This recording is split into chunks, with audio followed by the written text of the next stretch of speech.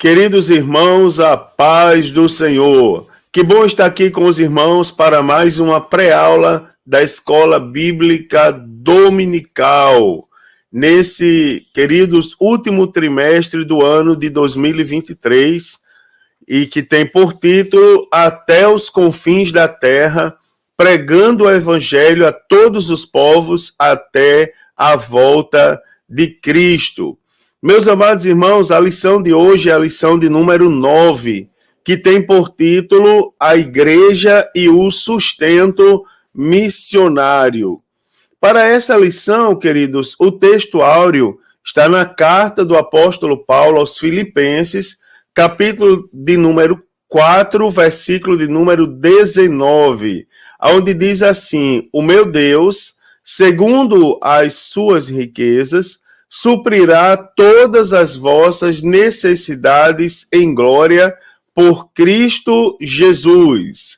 A verdade prática diz assim: o sustento missionário é um investimento espiritual que Deus credita na conta dos doadores. Que verdade prática interessante, né?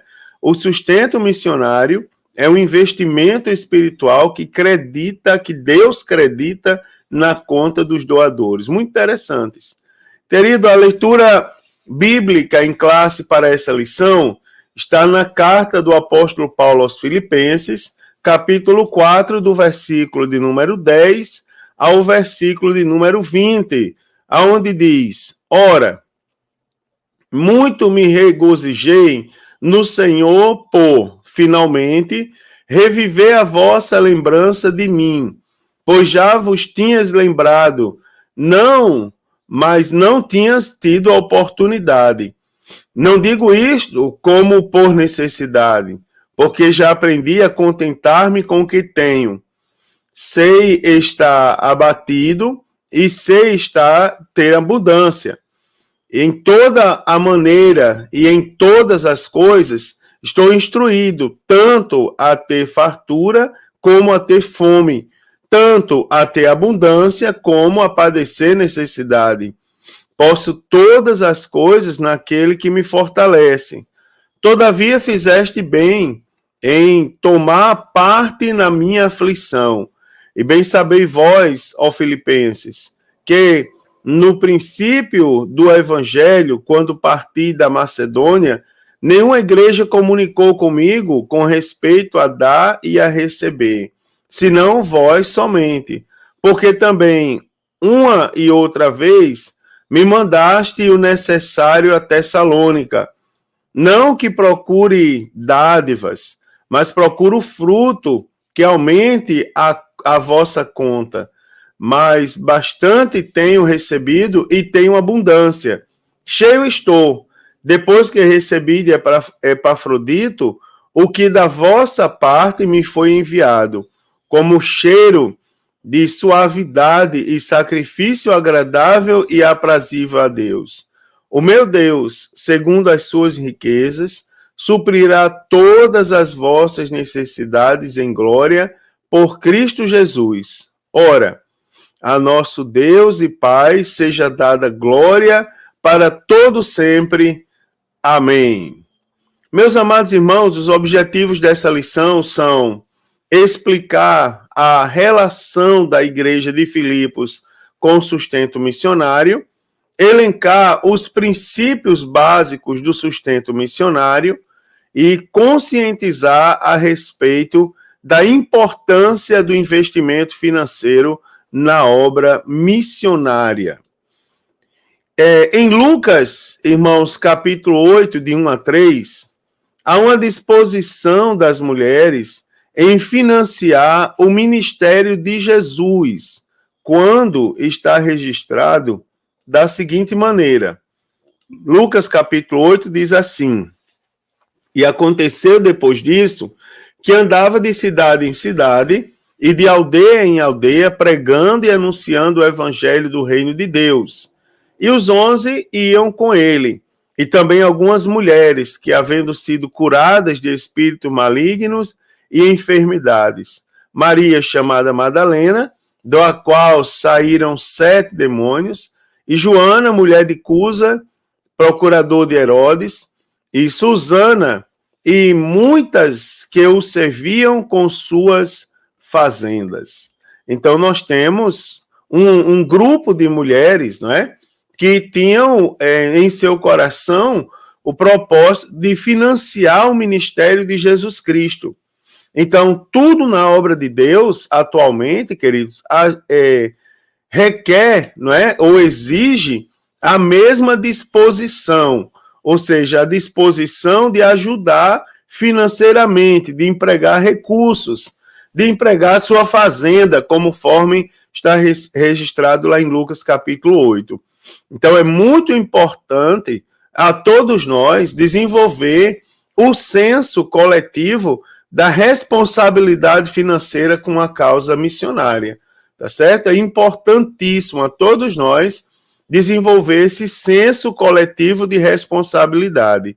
Então, os compromissos da obra, eles são muitos, não é? E para o evangelho chegar em determinados lugares, né, particularmente a povos não alcançados, isso requer também um esforço financeiro, não é? E o esforço financeiro da Igreja do Senhor, tá certo? Ou seja, a disponibilidade financeira, digamos, e voluntária do povo de Deus de trabalhar financeiramente para que isso aconteça. Então, o propósito aqui é estudar de forma bem específica acerca do sustento financeiro da obra missionária atualmente. Então, nós vamos partir do estudo, não é, de Filipenses 4, do 10 ao 20, e em seguida destacar alguns princípios básicos baseados nesse texto. E também, queridos, vamos fazer uma comparação entre o entendimento da igreja de Corinto e da igreja de Filipos a respeito da consciência do sustento missionário, enfatizando a importância de reconhecer, não é, o sustento financeiro da obra missionária como um dever dos membros da igreja local. Um jovem me perguntou na lição passada e disse assim: pastor, o que é que o senhor acha de um missionário que está no campo passando fome? E segundo ele teria notícia de uma família missionária que foi enviada e estaria passando extrema necessidade. Eu respondi para ele o seguinte: olhe, se essa história que você está contando é verdade, então a igreja do Senhor está devendo em relação à sua responsabilidade, não é, a sua conscientização de manter financeiramente o missionário que enviou. Então, que nós tenhamos, né, irmãos, o perfeito entendimento que investir financeiramente na obra missionária é uma responsabilidade de todos nós. E também, espiritualmente falando, é ajuntar tesouros na eternidade. Afinal, nós estamos contribuindo para a proclamação, para o cumprimento do ID, né? O do ID do Senhor. Então, eu quero mostrar aos irmãos como a igreja de Filipos, né? Como nós aprendemos com a igreja de Filipos, o significado prático das palavras resignação, altruísmo, amor, sensibilidade e consciência missionária. Então, a igreja de Filipos é uma igreja que, pelo seu testemunho, ela demonstrou ser o modelo de uma igreja que compreendeu a sua missão missionária, não apenas, não é, no sentido de comunicar o evangelho, mas, acima de tudo, não é, na prontidão em prover o sustento necessário do apóstolo Paulo, quando este estava em missão, ainda que ele servindo em outra cidade. Ou seja, o apóstolo Paulo não estava em Filipos, ele estava em outra cidade, mas a igreja tinha consciência da responsabilidade de sustentar o servo de Deus aonde ele estava. Então, com a igreja de Filipos, nós refletiremos sobre o verdadeiro modelo bíblico da provisão missionária. E para começar essa reflexão, que é muito importante a todos nós, eu quero mostrar aos irmãos algumas informações sobre a cidade de Filipos. Então, originalmente, a cidade de Filipos era conhecida como Crenidés, né? Traduzido às pequenas fontes, devido ao grande número de fontes que havia em seus arredores. Então, Filipos, não é? A cidade de Filipe, ela recebeu o seu nome de Filipe II da Macedônia, não é? O pai de Alexandre o Grande, por volta do ano 360 a.C. Então, ele, atraído pelas minas de ouro que havia no local, Filipe ele conquistou a região no século IV a.C. e no século II a.C. ele tornou-se parte da província da Macedônia. Então, Lucas ele nos mostra a cidade de Filipos, lá em Atos 16 e 12, como a primeira cidade dessa parte da Macedônia, e é uma colônia. Então, o que nos deixa claro que era uma cidade de grande importância política, não é? Então, como colônia romana, Filipos tinha autoridade do governo provincial e os meios, né, os mesmos direitos que tinham as cidades da Itália, incluindo o uso da lei romana, a isenção de alguns impostos e a cidadania romana para os seus habitantes. Também os filipenses, eles tinham muito orgulho dos seus privilégios, né, de cidadãos romanos, e era uma igreja fiel a Roma, algo que o apóstolo Paulo usou como ilustração em Filipenses, capítulo de número 3 e versículo de número 20, né? Filipenses, capítulo 3 e versículo de número 20, que diz assim, ó, que diz: mas a nossa cidade está nos céus, donde também esperamos o Salvador, o Senhor Jesus Cristo, né? Então, as cidades as mulheres da província da Macedônia eram tratadas com muito respeito, como a gente vê em Filipenses 4 e capítulos 2 e 3, que elas eram ativas, não é? Na vida política. Diz assim, ó, Filipenses capítulo 4, versículo 2 e 3 diz: rogo a Evódia e rogo a Sintique, que sintam o mesmo no Senhor, e peço-te também a ti, meu verdadeiro companheiro, que ajudes essas mulheres que trabalham comigo no Evangelho, e com Clemente, e com os outros cooperadores cujos nomes estão no livro da vida, né? A gente vê aí a influência das mulheres e como elas eram ativas na vida política da cidade e também cooperadoras no ministério do apóstolo Paulo. Então, Filipenses era indiscutivelmente uma igreja missionária, né? Então, a igreja aos Filipenses, ela foi fundada entre os anos aproximadamente 50 e 51, mais ou menos uma década antes dessa carta ser escrita, durante a segunda viagem missionária do apóstolo Paulo, conforme registrado lá em Atos 16, versículo de 12 a 40. Então, Paulo e Silas chegaram a Filipos e aparentemente não encontraram uma sinagoga judaica. Então, o que havia ali era um lugar de oração à margem do rio, onde algumas mulheres se reuniam no sábado para orar. E uma dessas mulheres, né, de nome Lídia, ela creu na mensagem do evangelho que o apóstolo Paulo pregava. E como resultado da sua gratidão para com Deus e para com os missionários, Lídia abriu sua casa para eles. Então, pelo ministério do apóstolo Paulo e de Silas, muitos tornaram-se cristãos em Filipos, não é? E uma igreja foi fundada ali, conforme Atos dos Apóstolos, capítulo de número 16. E acerca da igreja de Filipos, a gente pode destacar alguns pontos. Por exemplo, a igreja de Filipos era uma igreja que sofria com o seu pastor. Não é sofria porque o pastor dava trabalho, é que ela tomava para si, tomava parte, né, irmãos, do sofrimento do pastor. Ela sofria junto com o pastor. Então, as palavras do apóstolo Paulo, elas mostram-nos que suas aflições também eram as mesmas aflições da igreja de Filipos. Lá em Filipenses 4,14 ele diz: todavia fizeste bem em tomar parte na minha aflição, não é? Então, a expressão tomar parte, do grego sunkoinoneo, quer dizer associar-se com, compartilhar, não é? Ser sócio em alguma coisa. Então, isso deixa evidente que os cristãos filipenses sentiam comunhão com Paulo em uma aflição comum.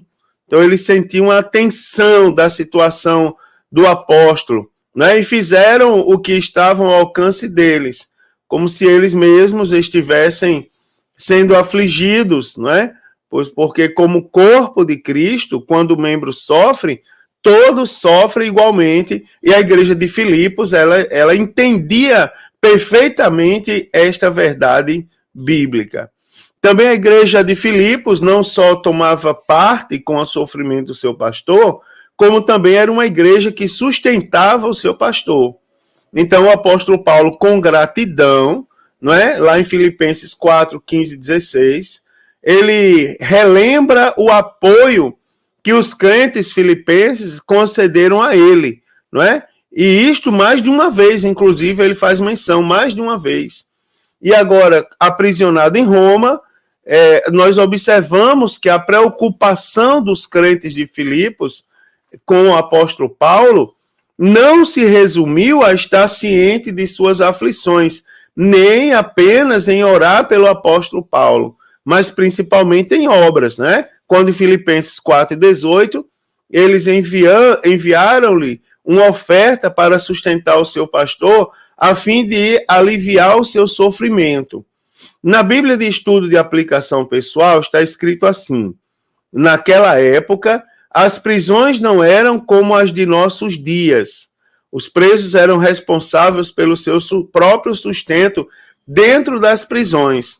Então, aqueles que não tivessem apoio de familiares e amigos estavam sujeitos a morrer de fome ou por enfermidade, não é? Pois os cuidados médicos também não eram fornecidos. E não precisa ser um grande especialista para dizer que o sistema de saúde era extremamente precário ali, uma vez que não tinha assistência médica. Também a igreja de Filipos era uma igreja que conhecia profundamente a graça da contribuição para o sustento missionário. Então, embora o apóstolo Paulo ele abrisse mão do sustento que deveria receber da igreja por direito em Corinto, ele lembra a essa igreja que outras igrejas lhe sustentaram para que ele pudesse abrir mão do sustento daquela cidade. Então, reafirmando ali a doutrina da responsabilidade da igreja em prover o sustento dos obreiros que vivem exclusivamente para a obra, não é? É uma responsabilidade e é uma questão conscientizatória da igreja. Então, o apóstolo Paulo ele cita em 1 Coríntios 9:7 o exemplo do agricultor, que é o primeiro a experimentar os frutos, não é? E do criador de gado que se alimenta do seu leite. Então, na visão do apóstolo Paulo, não é diferente no âmbito espiritual. Porque o sacerdote da antiga aliança, que ministrava no altar dele, no altar também dele se alimentava, não é? Então, de acordo com a lei, os dízimos deveriam ser entregues aos sacerdotes e levitas constituídos para o ministério do culto. E, por fim, o apóstolo apoia essa prática sobre o ensinamento de Moisés, não é? Está lá registrado em 1 Coríntios 9:9. E também do próprio Senhor Jesus Cristo, conforme 1 Coríntios 9:14. Então, a igreja de Filipenses, ela compreendia a importância da manutenção do ministério missionário como uma oportunidade de adoração, de serviço e de amor para com o seu pastor, né, irmãos? Era uma igreja ensinada, digamos assim. E também era uma igreja consciente do seu papel missionário no reino. Então, a igreja de Filipos era dotada de uma profunda consciência no que dizia respeito ao sustento dos obreiros. Ou seja, era uma igreja consciente, era uma igreja ensinada. Então, quando o evangelho começou a avançar na Macedônia e nas adjacências, e foram esses crentes, não é, de Filipos, que proveram as necessidades do apóstolo Paulo. Não é? Depois, quando ele estava em Tessalônica, por 2 vezes também foi ajudado pelos filipenses.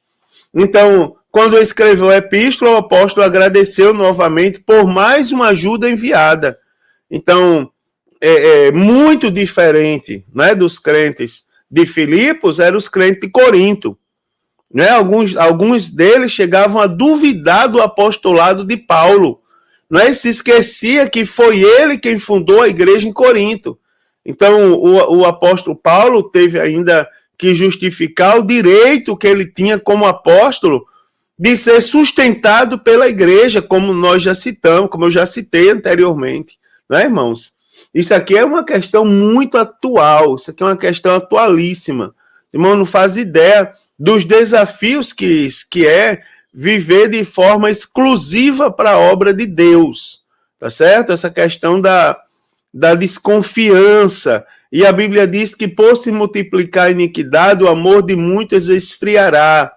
Não é? E aí a gente tem visto muita iniquidade, muita coisa errada, e a consequência é que vem algumas desconfianças, não é? Junto com essas iniquidades que impactam na vida daqueles que verdadeiramente fazem a obra de Deus. Então, a igreja de Filipos e o sustento missionário. Então, o apóstolo Paulo e a igreja de Filipos, sobre isso, a gente pode lembrar o seguinte, ó, que o texto que nós lemos em Filipenses 4, do 10 ao 20, não é? Foi a leitura bíblica em classe dessa lição. Ela mostra que o apóstolo Paulo ele aceitou a oferta dos crentes da igreja de Filipos e que essa oferta ela foi entregue de forma voluntária e consciente ao apóstolo, de modo que essa oferta ela serviu muito para o sustento do apóstolo. Então, o apóstolo Paulo ele era um missionário, um homem de vivência exclusiva para a obra de Deus, não é, irmãos? Então, ele vivia por fé. Então, o trecho de Filipenses que a gente leu, capítulo 4, 10 ao 20, o que nós vemos é um obreiro que havia experimentado a abundância e a escassez na vida. Mas espera aí, pastor, a gente não aprendeu na lição passada que ele era um fazedor de tendas? Sim, queridos, mas ele não fazia isso como ofício, digamos, profissional. Ele fazia e chegou a relatar, eu fiz para não ser pesado a vocês. Ou seja, eu fiz para ter o necessário para fazer a obra de Deus e vocês não terem que se preocuparem comigo. Mas ele, em Filipenses 4, do 10 ao 20, nós vemos que o apóstolo Paulo, ele não vivia bem por causa do seu ofício de fazer tendas. Não, dali ele tirava o necessário, digamos assim. Mas a gente vê claramente que ele experimentou a abundância e a escassez. Então, quando estava a serviço do Sinédrio, ele tinha uma vida extremamente abastada. Agora, quando passou a ser um seguidor de Jesus, a sua vida financeira já não foi mais a mesma. Por quê? Porque a prioridade do apóstolo Paulo era fazer a obra de Deus. E aí, irmãos, quem tem por prioridade fazer a obra de Deus é uma escolha. Eu vou dizer aos irmãos que não é fácil fazer a obra de Deus. Vocês acham, eu vou fazer aqui uma média de acerca de um ofício pastoral. Você acha que quantas visitas um pastor consegue fazer em um dia? Se a gente pegar assim pela lógica humana, alguém vai dizer, ora, um dia um pastor só fazendo visita, irmão, só fazendo visita, então assim, no máximo, no mínimo umas 10 por dia. Não é? Afinal, são 24 horas, não é? Só para fazer visitas. Não é. Eu vou dizer para vocês que as 24 horas, pelo menos já tire 12 horas aí. não é? Porque até 8, 9 horas da manhã, não tem como você fazer visita a uma pessoa. O hospital não permite visita antes disso. As pessoas em casa também não. A não ser um caso extremo, está passando um sofrimento, né, uma situação bem específica.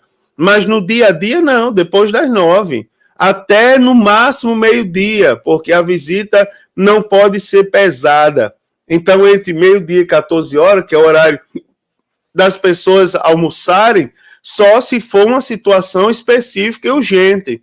Mas nesse horário não se aconselha fazer visita, não é, irmãos? Não, isso vai ser pesado, você vai almoçar na casa da pessoa, isso não é recomendado. E aí vem depois das 14, e tem sempre o horário específico. Se você for observar, é no máximo 2 ou 3 visitas por dia, irmãos. Se o visitador for muito bom, ele consegue fazer 3. Eu não sou um bom visitador. Eu chego na casa das pessoas com o objetivo de fazer uma leitura, né, cantar um hino da harpa, às vezes, ouvir a necessidade das pessoas e fazer uma oração por elas. É a visita pastoral. Mas quando eu chego nas casas, e em cada casa que eu chego, eu encontro situações e situações.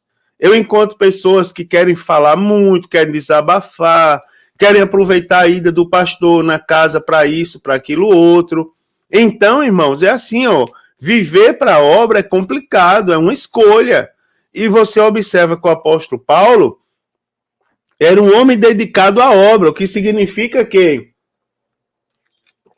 o seu tempo era escasso. E as tendas que ele fabricava eram coisas para suprir uma extrema necessidade que ele tinha para não ser pesado às igrejas. Para algumas igrejas não pensar que ele estava pregando o evangelho para eles com interesse financeiro. Não é? Isso é interessante. Então, aqui nós podemos destacar também o privilégio de participar do sustento missionário. Então, tomando, por exemplo, a igreja de Filipos, né, os membros e os obreiros da igreja, eles têm o privilégio de serem participantes do sustento financeiro e do apoio aos missionários e suas famílias. Né? Então, por meio da secretaria ou do departamento de missões local, isso acontece. Então, os filipenses, eles faziam isso com alegria, irmãos, e de forma voluntária, de todo o coração. Então, conforme eu já falei para os irmãos em outras lições, orar, interceder, acompanhar e financiar o ministério dos missionários é um privilégio que Deus deixou para a gente. Então, aqui ocorre, né, uma relação espiritual de muita confiança, né, onde o corpo de Cristo sustenta e apoia os obreiros transculturais, tá certo? É uma relação de extrema confiança. E aí nós temos as esferas do sustento missionário. Né? A obra missionária ela envolve muitas esferas que precisam ser financiadas economicamente. Né? Então, quando uma igreja envia um missionário para determinado país, deve haver o quê? Um planejamento financeiro que compatível, né, irmãos, com o envio, tá certo? Deve ser ter uma provisão financeira que custeie a alimentação, a moradia, o transporte e todas as necessidades de diferentes natureza, de acordo com o contexto cultural em que o missionário e a sua família eles estão inseridos. Então é uma tarefa de grande responsabilidade em que, caso não haja o cumprimento rigoroso do sustento financeiro, o trabalho missionário pode ser gravemente comprometido. Né? E aqui devemos relembrar que Deus recebe a oferta que oferecemos aos missionários, né? E se compromete a abençoar-nos e suprir todas as nossas necessidades por causa desse investimento santo. Então é assim, ó, eu conheço alguns, digamos assim, departamentos de missões, alguns exemplos de sustento missionário, onde os pastores, irmãos, eles fizeram o seguinte, ó, eles deixavam de receber o próprio salário para não atrasar o sustento missionário dos missionários, porque a obra missionária não pode sofrer. Então, nós temos vários exemplos disso Brasil afora, porque não pode atrasar, não pode, né, uma coisa assim, digamos, religiosa. Tem que acontecer. Se enviou ao campo, tem que ter a responsabilidade de manter e de manter bem, né, irmãos? Então, a oferta da igreja de Filipos para o apóstolo Paulo. Então, eu já mostrei aos irmãos que, embora o apóstolo Paulo ele tivesse o direito de receber sustento das igrejas que fundava, ele não exigia. Mas quando as igrejas lhe ofertavam voluntariamente, ele também não recusava, né? Então, porque via essa contribuição sobre uma ótica espiritual, segundo Filipenses 4,17, não que procuro dádivas, mas procuro o fruto que cresça para a vossa conta. Eu lembro que esse foi um conselho que um pastor, um grande pastor de nível, digamos assim, um pastor presidente de um estado do Brasil, ele me deu esse conselho uma vez, quando eu disse a ele, pastor, é correto cobrar para fazer a obra de Deus? Ele disse assim, não é correto, tá certo? Não é correto você exigir, porém, você deve aceitar o que lhe ofertam de forma voluntária. Né, irmãos? Então você vê que isso é um princípio bíblico, inclusive. E tomando por base o apóstolo Paulo, né, isso tem justificativa espiritual, digamos assim. Então o apóstolo Paulo não queria deixar a impressão que ele cobiçava a ajuda financeira deles, não é? Quando ele diz assim, não que procure dádivas. Então, ele não cobiçava o dinheiro de quem quer que fosse, tá certo? Mas o que realmente desejava era o que seria lançado no crédito celestial dos crentes de Filipos, por causa da sua generosidade, não é? Então, procuro o fruto que cresça para a vossa conta. Então, na concepção do apóstolo Paulo, os filipenses estavam, de fato, armazenando para si mesmo tesouros no céu, né? Pois as ofertas que eles davam para o apóstolo Paulo estavam acumulando, digamos assim, dividendos, né? Para crédito espiritual deles mesmos, tá certo? Eles mesmos eram os beneficiados da obra de Deus. Filipenses 4,18, se nós formos analisar esse versículo, a primeira parte diz assim, não bastante tenho recebido, e tenho abundância. Então, os termos bastante, abundância e cheio, né, que são usados pelo apóstolo Paulo nesse versículo 18, eles mostram a todos nós que a oferta enviada pelos cristãos de Filipos, ela foi generosa e foi suficiente para suprir as necessidades do apóstolo Paulo por um bom tempo. Você observa que ele diz, eu não bastante tenho recebido, e tenho abundância, né, irmãos? Ou seja, ele não recebeu para ficar rico, mas recebeu o suficiente para fazer a obra de Deus por um bom tempo. Então, isso nos dá uma lição de como nós devemos contribuir na obra de Deus. 2 Coríntios, capítulo 9, versículo 6, diz assim, e digo isto, o que semeia pouco, pouco também ceifará. E o que semeia em abundância ceifará, né? Em abundância ceifará. A parte B do versículo 18 diz assim, cheio estou, depois que recebi de Epafrodito, o que da vossa parte me foi enviado. Então, como nós podemos observar aqui, o obreiro Epafrodito, ele obteve êxito na missão que foi dada para ele, que foi levar para o apóstolo Paulo a provisão enviada pelos cristãos de Filipos. Então, mesmo tendo adoecido, ou no percurso da ida a Roma, ou na chegada, esse cooperador, não é, de nome Epafrodito, ele fez todo o possível pelo apóstolo Paulo, né, irmãos? Demonstrando que o que os próprios filipenses desejavam fazer. Também, queridos, a parte C do versículo diz assim, como cheiro de suavidade e sacrifício agradável e aprazível a Deus. Então, ao contrário dos que pensavam, não é? Que o apóstolo Paulo não tinha o direito de ser sustentado pela igreja por orgulho, o apóstolo Paulo ele demonstra em suas palavras o quanto se sentiu feliz com a provisão que foi enviada pelos cristãos de Filipos, né? Ele recebeu a oferta como um sacrifício espiritual que agradou a Deus, quando ele diz que era um sacrifício agradável e aprazível a Deus. Você observa que a inteligência do apóstolo Paulo e a mente de Cristo do apóstolo Paulo, quando ele dá ênfase, né, irmãos, ao modelo de Cristo.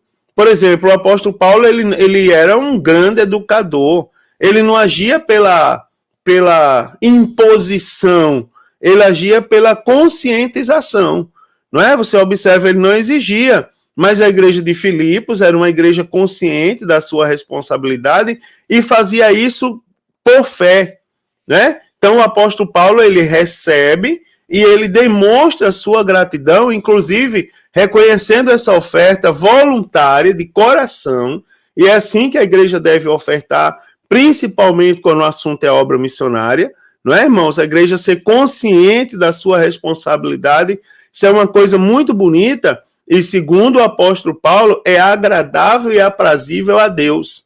Então o apóstolo Paulo chega a comparar essa contribuição à oferta que era oferecida no Antigo Testamento, que não era uma oferta pelo pecado, não é? Segundo Levítico, capítulo 7, do 12 ao 15, mas era uma oferta de paz, em caráter de ação de graças.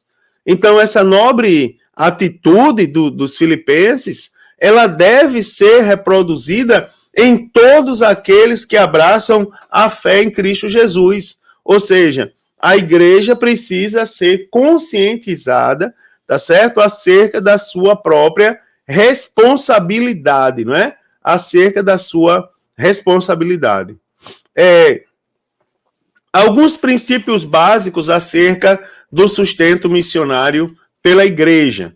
Então, primeiro, o custo do sustento missionário. Então, como eu já disse aos irmãos, antes de lançar qualquer projeto missionário, né, a igreja, às vezes algumas pessoas chegam para a gente com projetos mirabolantes, não é, com coisas boas para se executar, o coração está visivelmente voltado à obra de Deus, só que deve-se pensar também acerca da responsabilidade, né, irmãos? E alguns outros fatores que envolvem o envio de um missionário. Por exemplo, um missionário que é enviado para o Oriente, ele tem que ser preparado para lidar com a cultura do Oriente, não só a parte boa da cultura, porque quando a gente fala de cultura, o povo só lembra da parte boa, mas também com a parte ruim, né, irmãos? Com a parte desafiadora. Outra coisa, não é, que se deve pensar antes de lançar qualquer projeto missionário, é a igreja fazer os cálculos dos custos, tá certo? Conforme mencionado pelo próprio Jesus no Evangelho segundo escreveu Lucas. Lucas 14, e versículo de número 28, diz assim a palavra de Deus, ó. A palavra de Deus diz: pois qual de vós, querendo edificar uma torre, não se assenta primeiro para fazer as contas dos gastos, para ver se tem com que acabar. Não é? Então você vê o modelo do próprio Jesus Cristo. Então é necessário estudar o padrão de vida do país para onde o missionário será enviado.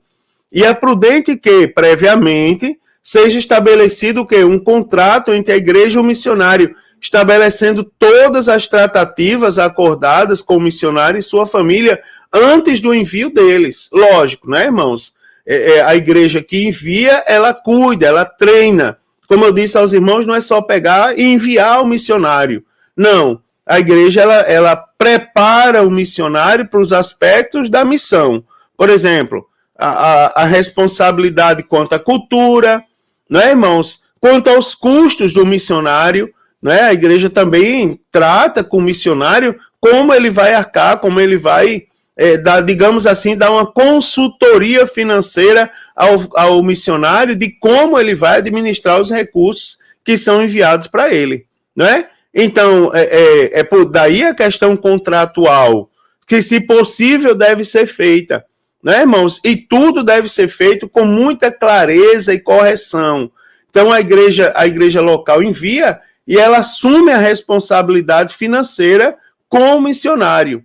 Então, esse compromisso deve ser ajustado periodicamente, não é? De acordo com o exame criterioso dos custos da obra a ser desenvolvida, como transporte do missionário até o local da atuação da obra, né, da missão ao qual ele foi designado, a moradia, educação, saúde da família e tudo que esteja relacionado à instalação do missionário e também da sua família naquele país, né? E isso respaldará a obra missionária até que essa obra ela adquira condições de se autossustentar e dar assistência, né, ao obreiro em todas as áreas da sua vida enquanto ele estiver no campo missionário. Então, os princípios básicos do sustento missionário, com base em Filipenses 4, do 10 ao 20, que nós lemos hoje, aqui temos alguns princípios básicos a respeito do sustento missionário, que é importante a gente saber. Então, primeiro, o suporte financeiro, não é? O suporte financeiro, ele deve ser feito de modo organizado, sem ignorar a carência e as necessidades dos missionários no campo, né? O sustento deve ser coletado nas igrejas e entregue regularmente aos missionários de um modo eficiente e responsável. Também o sustento de missões é uma resposta voluntária dos fiéis que, em gratidão a Deus pela salvação, apoiam, não é, de todo o coração a proclamação do Evangelho.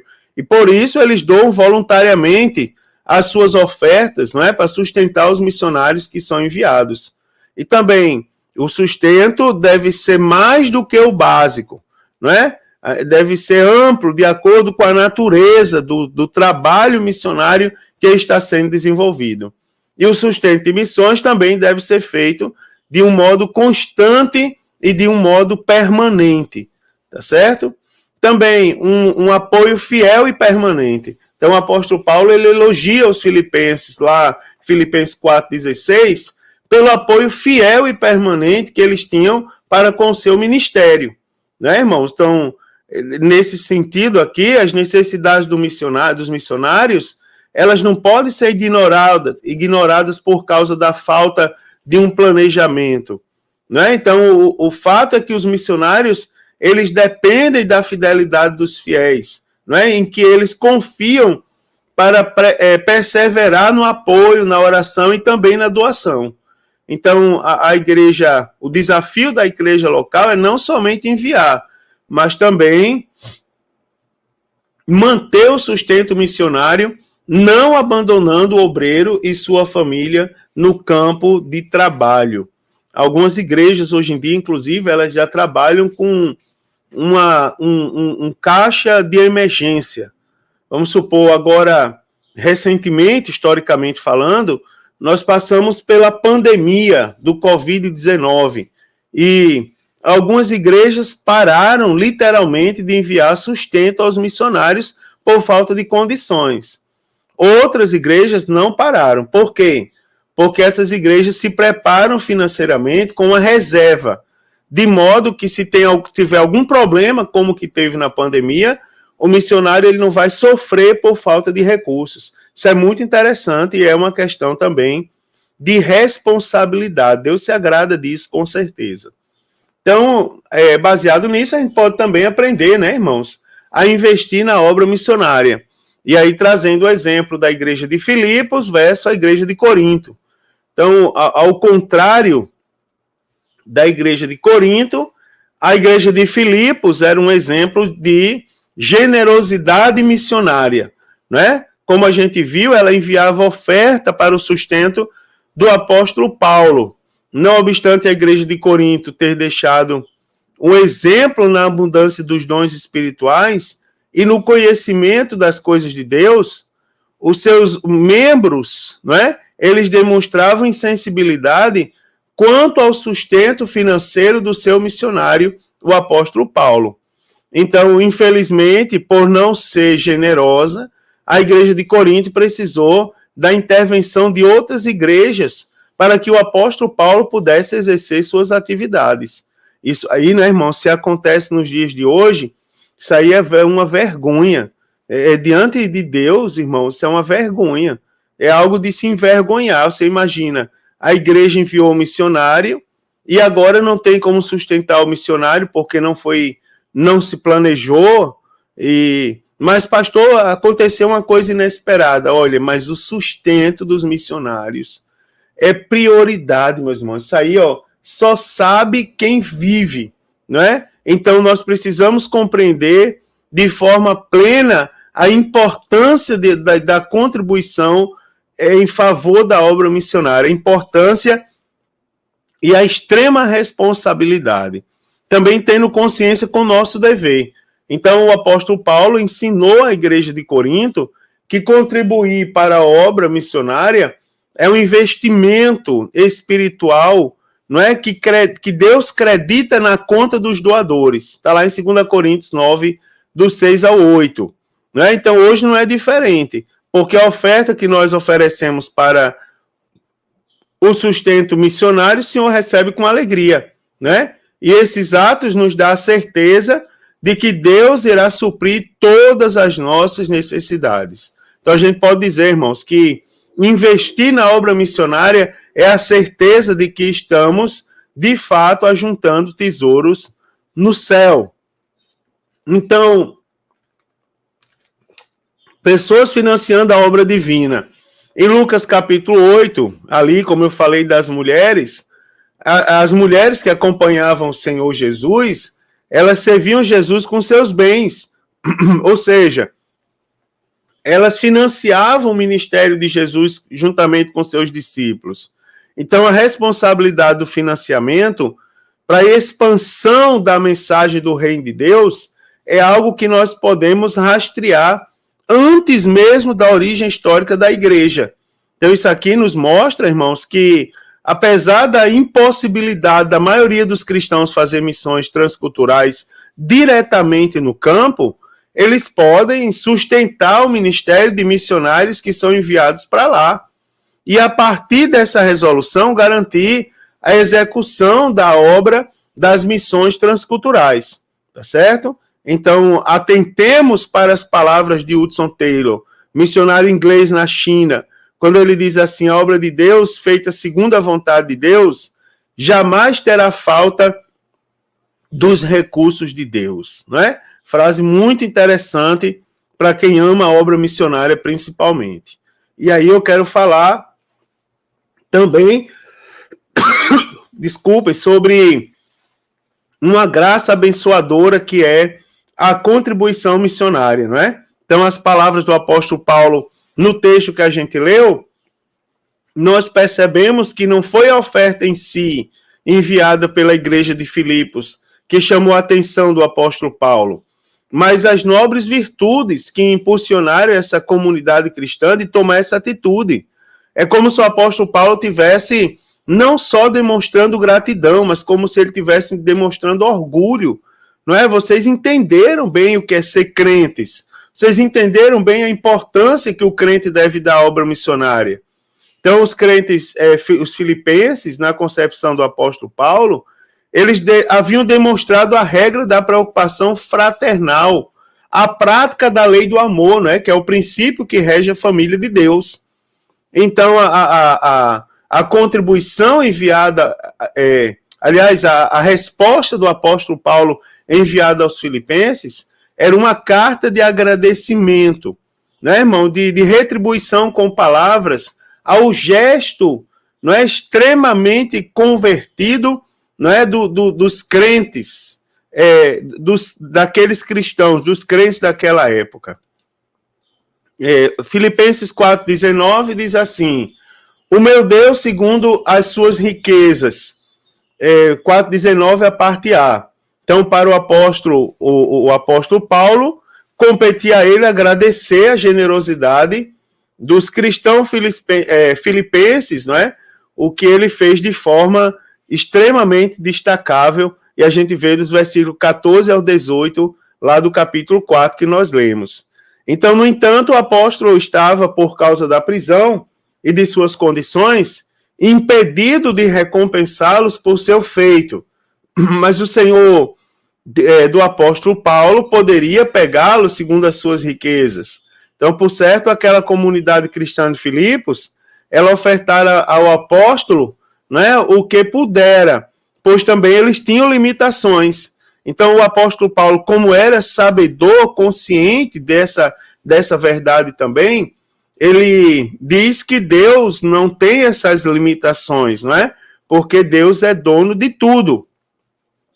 A parte B do versículo 19 diz: Ele suprirá todas as vossas necessidades em glória por Cristo Jesus. Então, o apóstolo, ele garante aos crentes filipenses a atitude deles, não é?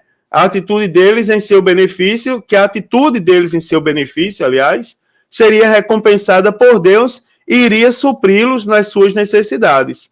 Então, a expressão suprir do grego, não é? Epicoregeo, não é? Quer dizer fornecer completamente ou prover abundantemente. Então, essa provisão em glória, ela indica tanto o salário presente de maneira gloriosa, como escatologicamente, ou seja, no glorioso século futuro, não é? No tribunal de Cristo, que ocorrerá logo após o arrebatamento da igreja, aonde os crentes, não é? Que serão tomados na primeira fase da segunda vinda de Cristo, eles receberão suas recompensas e galardões conforme o seu envolvimento do trabalho, né? Seu envolvimento, trabalho e esforço na proclamação do evangelho e na expansão do reino de Deus. Então, os irmãos lembram que nós não somos salvos por obras, né? A Bíblia diz não por obras para que ninguém se glorie, mas nós um dia seremos julgados por elas, né, irmãos? Um dia haverão recompensas e galardões proporcionais às obras de fé, não é? Isso é importante a gente não esquecer, né, irmãos? E aí, para concluir, a gente precisa lembrar a todo instante que os nossos dízimos e ofertas são uma maneira de nós reconhecermos a soberania de Deus em nossa vida, não é? E é a vontade divina a salvação dos perdidos da terra.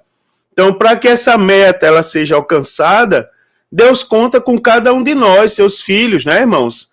Com todos os seus dons e talentos. Então, Deus conta conosco para entrar no grupo seleto daqueles que mantêm a obra missionária com muito orgulho, né, irmãos? É verdade.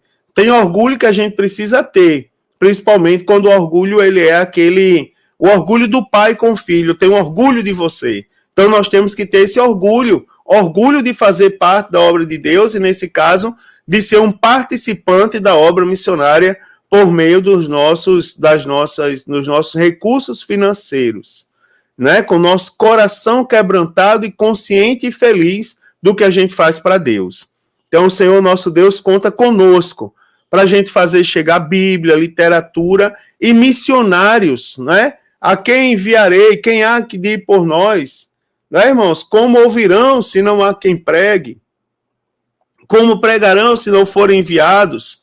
Então, Deus conta conosco para essa missão, fazer chegar Bíblias, literaturas, não é? E missionários aos povos que ainda não foram alcançados com a mensagem de vida eterna.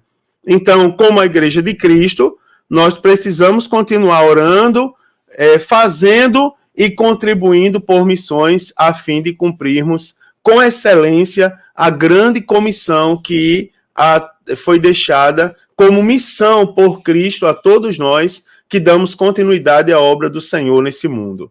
Amados irmãos, que lição maravilhosa, que objetivo nobre de conscientizar acerca da responsabilidade da manutenção da obra missionária, a manutenção do ID do Senhor, né? Que Deus nos abençoe, que essa lição toque profundamente o nosso coração e que nós possamos, a partir dela, não é, irmãos, fazer melhorar com notoriedade a maneira como nós sustentamos os missionários, como está no nosso coração ser participante dessa missão nobre. Não é? Que Deus nos abençoe. Tenha uma excelente aula. Professores e alunos se empenhem cada um em sua função, na função de ensinar e de aprender e de também convidar outros, né, para serem enriquecidos e edificados com esse rico conteúdo. Tá certo? Deus abençoe, uma excelente aula a todos. Se Jesus não voltar, a próxima semana eu estarei aqui comentando a lição de número 10. Paz do Senhor, queridos! Um forte abraço a todos e permaneçam todos na presença do Senhor Jesus.